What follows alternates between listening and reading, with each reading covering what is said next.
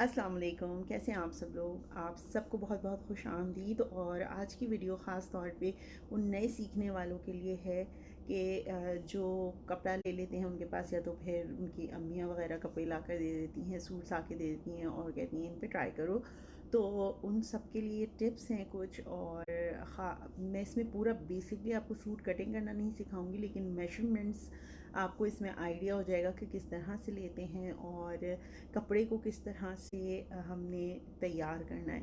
तो इन छोटी छोटी चीज़ों के हवाले से ये वीडियो है। और इस वीडियो को बनाने का ख़ास मकसद ये था कि मेरा एक फ़ेसबुक ग्रुप है और उस पर ज़्यादातर लोग यही पूछ रहे होते हैं कि हम बिल्कुल शुरू से सीखना चाहते हैं, हमें क्या चाहिए। तो शुरू से सीखने के लिए आपको कुछ चीज़ों के बारे में पता होना चाहिए। ऐसा नहीं है कि आपने जस्ट सूट उठाया और स्टिच करना शुरू कर दिया। इसमें बहुत सारा प्रोसेस होता है, थोड़ी सी साइंस होती है, बहुत सारी मैथमेटिक्स होती है इसके अंदर। और मज़ेदार चीज़ है, बिल्कुल सीखना चाहिए, हुनर सबको आना चाहिए, क्योंकि जो आप अपने लिए कर सकते हैं वो कोई और आपके लिए नहीं कर सकता। कहीं ना कहीं कमी और कसर रह जाती है। तो बहरहाल उन नए सीखने वालों के लिए इसमें छोटी छोटी टिप्स हैं। इस वीडियो को बहुत गौर से देखिएगा, ख़ास तौर पे अगर आप बिल्कुल शुरू से सीख रही हैं। और तो बस आज का ट्यूटोरियल स्टार्ट करते हैं। ये मेरे पास मेरी कस्टमर ने दिया है मुझे, ये सूट है इस तरह का और लॉन का है। ये बेसिकली सूट है, तो मैंने इस्त्री करके रख लिया। ये श्रिंक हुआ हुआ है, उन्होंने मुझे श्रिंक करके दिया था। तो मैं आपको कुछ चीज़ें इसमें बताना चाहती हूँ जो नए सीने वाले हैं, स्पेशली उनके लिए बहुत ज़रूरी है चीज़ जानना। सबसे पहले तो आपको फॉल्ट से स्टार्ट करते हैं हम। ये देखिए जनाब, तो ये यहाँ पर जो आपको ये कपड़ा नज़र आ रहा है, ये तकरीबन जो है वो 1.5-पौने इंच एक्स्ट्रा निकला हुआ है। इसकी वजह से ये जब हम स्ट्रेट करेंगे ना, मैंने बिल्कुल बीच में रख के इसको प्रेस कर लिया था ताकि हम कपड़े को देख सकें कि हमारा कपड़ा किस तरह का है। ये देखें आप, ये इस तरह से निकला हुआ है, ये कॉर्नर है इसका। और अब हम आते हैं दामन की तरफ। मैंने कुछ भी कटिंग करके अलग नहीं किया, क्योंकि मैं आपको दिखाना चाहती थी कोई कि जब आप इस तरह से कटिंग कर रहे हो और आपको ये प्रॉब्लम्स हों तो इनको किस तरह से आप सॉल्व कर सकते हैं। ये देख लें आप, ये दामन आपको नज़र आ रहा होगा, ये गोल है, ये इस तरह से ऊपर की तरफ जा रहा है, ये बिल्कुल स्ट्रेट नहीं है। यहाँ से भी देख लें आप, ये बैक का है, इसको भी मैंने स्ट्रेट कर लिया है इस तरह से। और बैक के पीस में कुछ ऐसा नहीं है कि बीच में एम्ब्रॉयडरी हुई है कुछ, तो हम इसमें से कपड़ा अच्छा खासा बचा सकते हैं। लेकिन क्योंकि मीडियम साइज़ का है तो इसमें से कपड़ा बचना चाहिए। और इसमें यहाँ पे एम्ब्रॉयडर्ड गला है, तो इसमें से हम कपड़ा कितनी भी कोशिश कर लें उतनी अच्छी तरह नहीं बच सकता, क्योंकि यहाँ से कॉर्नर से पीसेस कट होंगे। ये स्लीव्स का कपड़ा है, ये देखें इस तरह से ये हिस्सा ऊपर की तरफ आएगा और ये बॉर्डर है हमारा। लेकिन आप एक चीज़ आपने नोट की होगी कि बिल्कुल स्ट्रेट नहीं आ रहा। अब मैं इनको कटिंग करके अलग कर लूँगी। मुझे इसकी तैयार लेंथ जो चाहिए वो चाहिए 39 इंचेस। यहाँ से ऊपर 1 इंचेस, ये जो हमारी ये जो एम्ब्रॉयडरी है इससे ऊपर 1 इंचेस पे रख के इसको कपड़े को यहाँ से स्ट्रेट करूँगी। और उसके बाद यहाँ से लेकर नीचे तक मैं 40.5 इंचेस के ऊपर निशान लगाऊंगी। रीज़न 39 इंचेस हमें तैयार चाहिए, लेकिन 40.5 इंचेस के ऊपर मैं कटिंग करूँगी। उसका रीज़न ये है कि हाफ इंच जो है वो ऊपर से शोल्डर स्लोप का हमारा वो हमने सिलाई में लेना है, और 1 इंच जो है वो हमारी हेमिंग का जाएगा। मुझे उन्होंने कोई लेस नहीं दी, पाइपिंग नहीं दी, इसलिए मैं इसके ऊपर मज़ीद कुछ ऐड नहीं कर पाऊँगी। बिल्कुल सिंपल से स्टिच करेंगे और हम कटिंग अब स्टार्ट करते हैं। ओके, मेरे पास क्योंकि कपड़ा कम है तो ऊपर मेरे पास जितना भी मैं कपड़ा ले सकती हूँ मैं पूरा ले रही हूँ। सो यहाँ से मैंने कपड़े को स्ट्रेट कर लिया है।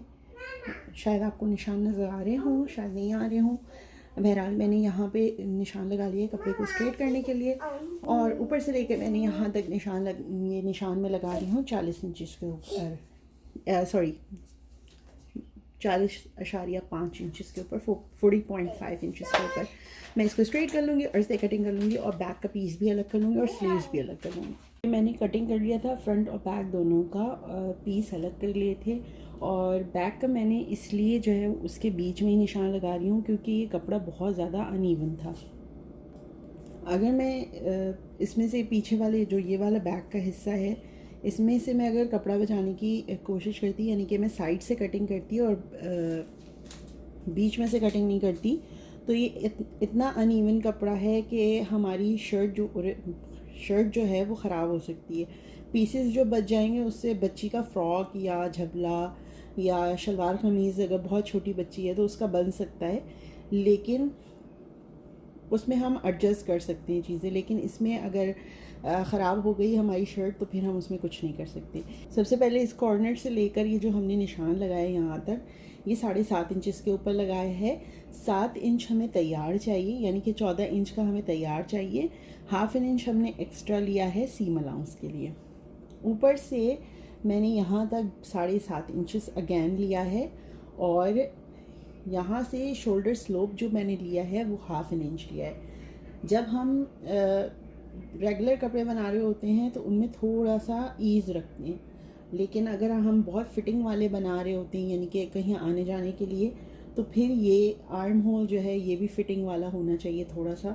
تو اگر آپ بالکل فٹنگ والے کپڑے پہنتی ہیں تو یہاں آرم ہول جو ہوگا وہ 6.5 انچز یا 6.25 انچز ہوگا. ڈپینڈ کرتا ہے کہ آپ کی نیک لائن کتنی چوڑی ہے. ٹھیک ہے. اس کے بعد میں نے یہاں پہ 7.5 انچز رکھا ہے، اور 1/2 انچ یہ جو ہے ہم نے شولڈر سلوپ کا نشان لگایا ہے، ترچھا کٹنگ ہوگا یہاں سے. اس کے بعد چیسٹ ہمارا ہے 20 انچز، یہاں سے یہاں تک میں نے 10 انچز کے اوپر نشان لگایا ہے.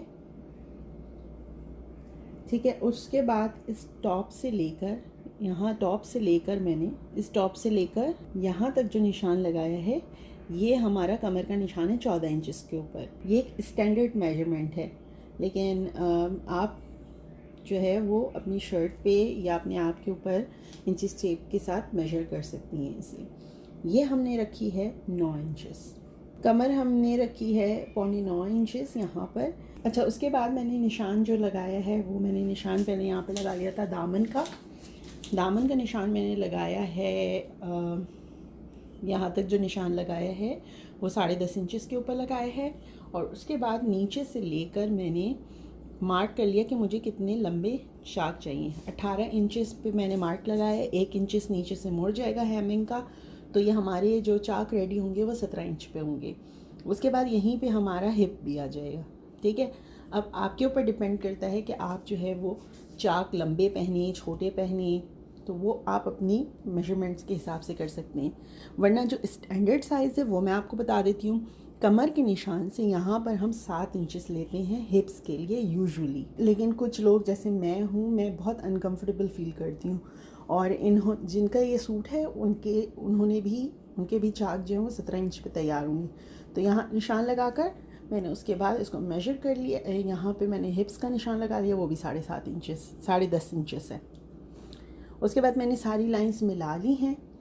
یہ جو نشان ہے یہ سلائی کا نشان ہے. یہ سارے مارکس اسٹچنگ کے ہیں. اس کے بعد 1.5 انچ بڑھا کر میں ایک اور نشان لگاؤں گی، اور اس کے اوپر میں کٹنگ کر لوں گی، کیونکہ گھر کے کپڑوں میں یوزلی کسٹمر ڈیمانڈ کرتے ہیں کہ 1.5 2 انچ ایکسٹرا کپڑا چھوڑ دیں. میں اس میں 1.5 انچ سے ایکسٹرا کپڑا چھوڑوں گی، کیونکہ انہوں نے مجھ سے بولا کہ اس میں سے جو بھی پیس بچے اس میں ان کی بیٹی کا سیدھ دوں میں.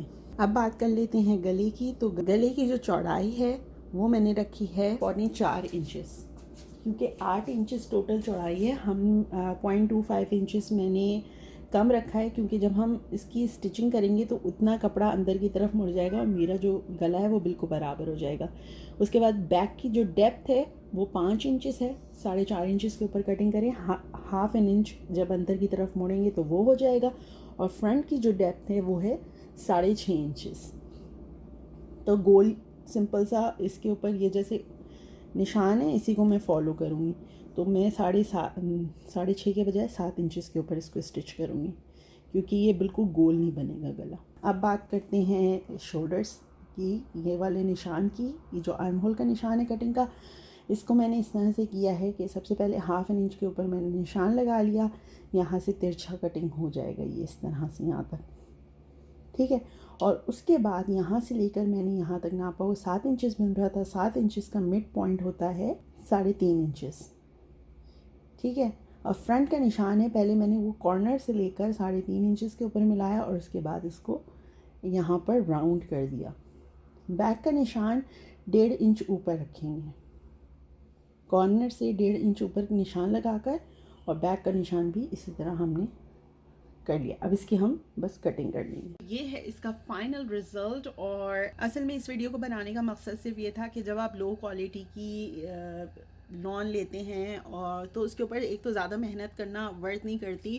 آنیسٹلی جب میں اس کو اسٹچ کر رہی تھی اور میں نے ہلکا سا صرف دھاگے کو کھینچنے کے لیے اس کو تھوڑا سا میں نے دھاگے کو کھینچا تو کپڑا جو ہے وہ چرنا شروع ہو گیا تھا, یہاں پہ نہیں سائڈ پہ, سلیوز کے سائڈ پہ. لیکن آنیسٹلی جو آؤٹ رزلٹ ہے وہ دیکھ لیں آپ. میں دامن بھی آپ کو دکھا دوں کہ یہ ایون دامن بنا ہے. یوزلی میں پائپن لگانا پسند کرتی ہوں یہاں پہ, لیکن اگین یہ ڈپینڈ کرتا ہے کہ آپ کے کسٹمر نے آپ کو کیا کیا چیزیں پرووائڈ کی ہیں. تو انہوں نے جو چیزیں مجھے دیں, انہوں نے صرف پلین کپڑا دیا تھا مجھے, اور اس میں جو میں بنا سکتی تھی وہ میں نے بنایا ہے اس میں.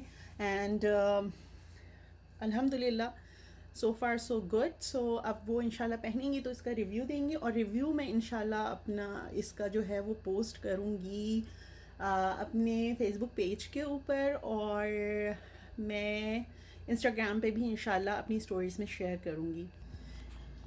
یہ میں آپ کو دوپٹہ دکھانا چاہتی تھی. دوپٹہ یہ دیکھ لیں, یہ میں نے جو گھر پہ پیکو کیا ہے, اور یہ میری ریگولر جو سوئنگ مشین ہے اس سے میں نے اس کو پیکو کیا ہے. اور دیکھ لیں کتنا نیٹلی ڈن ہے, جیسے دکانوں میں ہو جاتا ہے. تو اس طرح کے کپڑوں پہ اسپیشلی جب آپ باہر رہتے ہیں تو اس طرح کے کپڑوں پہ آپ خود بھی پیکو کر سکتی ہیں. یہ والا یوزلی میں پیکو جو ہے وہ مہنگا والا کرتی ہوں, بٹ انہوں نے مجھ سے کافی سارا اسٹف بائی کیا تھا تو میں نے ان کو تھوڑا سا ڈسکاؤنٹ دیا ہے. یہ اس کا ٹراؤزر ہے. ٹراؤزر میں بھی کپڑا کافی کم پڑ رہا تھا. ایک سب سے پہلے لینتھ میں کپڑا کم پڑا, اور اس کے بعد یہ دیکھیں پھر میں نے جوڑ ڈال کے اس کے اوپر بیلٹ لگا کر اور پھر اس طرح سے الاسٹک ڈالی. اگر آپ کو نظر آئے تو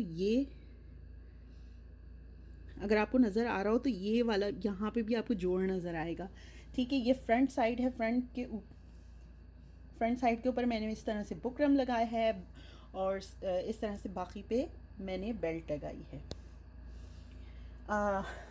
یہ اسٹریٹ لیگ ٹراؤزر ہے, اور میں انشاءاللہ ان سب کی ویڈیو آپ کو ضرور دکھاؤں گی. میں ڈیٹیل میں ویڈیو دکھاؤں گی, لیکن ہوتا یہ ہے کہ ڈیٹیل ویڈیو بنانے میں آپ کو ایک جیسے اگر میں صرف شرٹ کی کٹنگ آپ کو سکھاؤں نا تو اس کو ظاہر سی بات ہے میں نے ڈیٹیلز بتانی ہے کہ کس طرح سے کٹنگ ہوگا, گلے کے کیا ہونا چاہیے کیا نہیں ہونا چاہیے, تو یہ سب میں بتاؤں گی آپ کو. تو پھر اس میں لگ جاتا ہے تقریباً ایک ویڈیو بنانے میں 27 منٹ یا 25 منٹ میکس, منیمم بھی لگیں گے تو 22 منٹ سے کم نہیں لگیں گے. تو پھر اس کو ایڈٹ کرنا, وہ سب کرنا تو ایک بہت لمبی ویڈیو ہو جاتی ہے. تو میں آپ کو ایک ایک ویڈیو میں دکھاؤں گی. آج کی ویڈیو بنانے کا مقصد یہ تھا کہ میں آپ کو یہ دکھا سکوں کہ اگر ان ایون بھی آپ کے پاس فیبرک ہے, جیسے یہ والی جو لون تھی آئی تھنک یہ 3 اسٹار لون نہیں تھی, یہ اس سے بھی تھوڑی سی کم کوالٹی والی تھی. تو اس کے ساتھ میں جو میں نے کس طرح شرنک ہونے کے بعد کپڑا ان ایون ہو جاتا ہے, اور کپڑا ان ایون ہو جائے تو اس کا کس طرح سے کٹنگ کرتے ہیں, کس طرح اسٹچنگ کرتے ہیں. اگر آپ کے پاس آپ اپنا یہ اسٹچ خود کر رہی ہیں تو 2-3 چیزوں پہ دھیان رکھیے گا. یہاں پہ آپ کٹ اوپن بنا سکتی ہیں, اور یہاں پہ آپ یہ کر سکتی ہیں کہ یہ والا حصہ کٹنگ کریں, یہاں پائپن لگائیں, اور اس کے اوپر ایک اور گلا بنائیں. تو وہ اور بیچ میں گلے کی ڈفرینٹ ڈیزائننگ ہوتی ہے. انشاءاللہ میں بنانا ضرور بتاؤں گی, لیکن میرے ساتھ ایشو یہ ہے کہ میں جو اپنے کپڑے اسٹچ کرتی ہوں بہت سمپل سے اسٹچ کرتی ہوں, لیکن انشاءاللہ آپ کے لیے میں کوشش پوری کروں گی. اور یہ آج کی ویڈیو تھی. میں نے اپنی کسٹمر کو پکچرز بھیجی ہیں, ان کو بہت اچھا لگ رہا ہے, لیکن پہننے کے بعد ان سے ضرور میں ریویو لینا چاہوں گی, اور ان کا ریویو جو ہے وہ میں اپنی انسٹاگرام اسٹوریز پہ کور کروں گی اور فیس بک پیج کے اوپر. انشاءاللہ ایک نئے ٹیوٹوریل کے ساتھ آپ سے پھر ملاقات ہوگی, اور اپنا بہت سارا خیال رکھیے گا, مجھے اپنی دعاؤں میں یاد رکھیے گا. پھر بات ہوگی, کچھ ملاقات ہوگی. اللہ حافظ.